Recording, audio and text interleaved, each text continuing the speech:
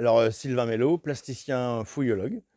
Donc voilà, j'habite à Saint-Lô, je m'occupe des ateliers Art Plume. On a créé les ateliers Art Plume en 1993, les hétéroclites en 97, et puis voilà, j'ai fait les beaux-arts j'ai fait chez Close d'abord, la Plounière, les beaux-arts de Cherbourg et les beaux-arts de Rennes, avec le diplôme national supérieur d'études plastiques, justement avec le petit musée Milan.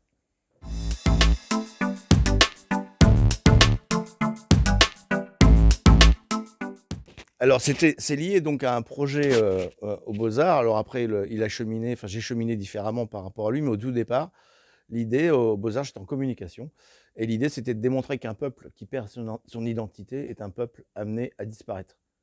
Et donc, du coup, j'ai monté un personnage, une civilisation, et voilà, j'ai démontré à travers tout ça, ce petit musée, mais qui ne ressemblait pas du tout à ça, que cette situation, en fait.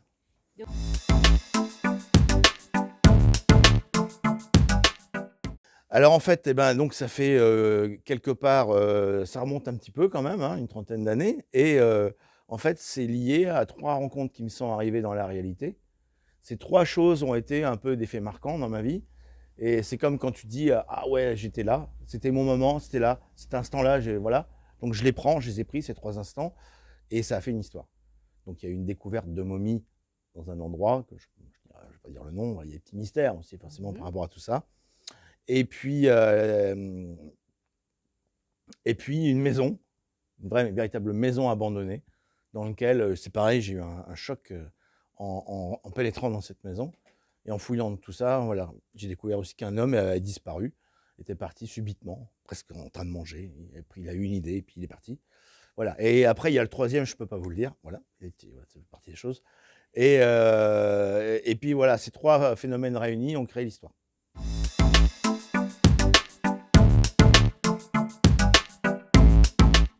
Ah ben, à un moment de sa vie, on l'a oublié, j'ai laissé un peu prendre la poussière, m'occupant un peu plus de milieu associatif.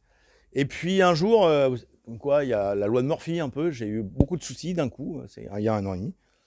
Et du coup, on fait un peu le tour de sa vie et on se dit: «Tiens, si un jour ça s'arrêtait là, est-ce que tu aurais pas un remords, un regret?» Et en fait, en fouillant chez moi comme ça, j'ai fait tomber une pile, de livres, de bouquins. Et en fait, il y avait tout le musée Émile-André, tous les premiers croquis que j'avais fait aux Beaux-Arts, tout ça. Et je me suis dit: «Waouh, c'est quand même cette chose-là, elle est pas complètement achevée, et il est temps de». Voilà, et je me suis dit: «Allez, ça y est, je repars, je le refais, je le remets comme il faut, avec l'électricité, aux normes, tout ça». Et comme par hasard, 3 semaines après, enfin l'agglo, la ville des Pieux m'appelait pour le prendre et et l'exposer. D'accord.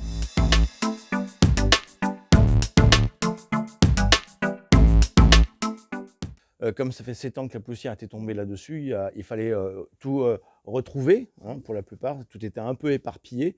Donc l'idée, c'était de rassembler tous les morceaux du puzzle ici, à la caserne des pompiers. Donc il me fallait vraiment un lieu pour le travailler, un lieu de résidence. Et l'agglo, ouais, vraiment très sympa avec moi, et du coup m'a permis de pouvoir réaliser ce rêve, entre guillemets, à ce moment-là, de reconstituer le musée et de l'améliorer même, parce que du coup, maintenant, il y a l'entrée, une sortie, il y a plein d'améliorations que les gens pourront découvrir. Et du coup, c'est super chouette.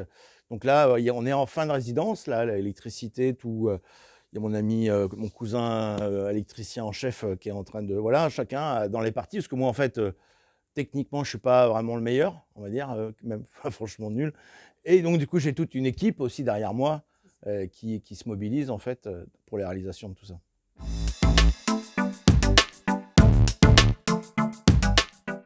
On a refait avec Nicolas Chagnon une petite vidéo, une animation autour des danses macabres de Saint-Saëns, avec la musique de Saint-Saëns. Et on a refait carrément des animations, enfin plein de choses en fait, du coup, qui manquaient, et donc avec l'équipe.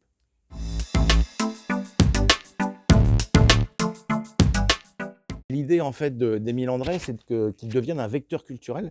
Moi, l'idée vraiment, c'est de les emmener dans mon univers.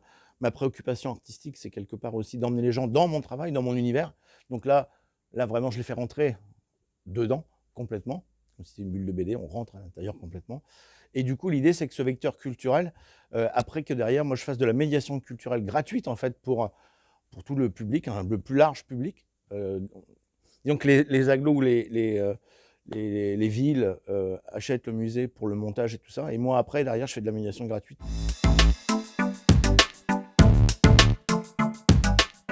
Dans Émile André, c'est très riche, hein. On a de la sculpture, on a du modelage, on a de l'écriture, il y a du dessin, on a de la photo, il y a pléthore en fait.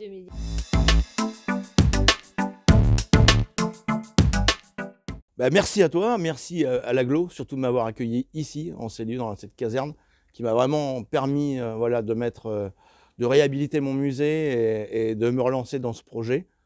C'était vraiment très chouette de votre part et merci de cette complicité.